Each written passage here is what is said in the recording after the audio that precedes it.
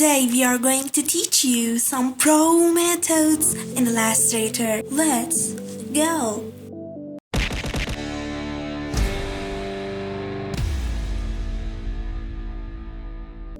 Number 1. Select your shape, then go to the option panel, come down, intertwine, make. Select part of your shape you need and done. Select this tool. Draw a shape like this, draw eyes, a little black circle, and a mouse. Done.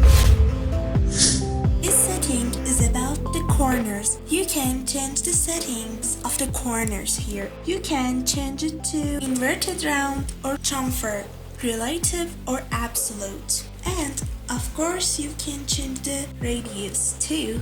So now, let's make a beautiful shape with this.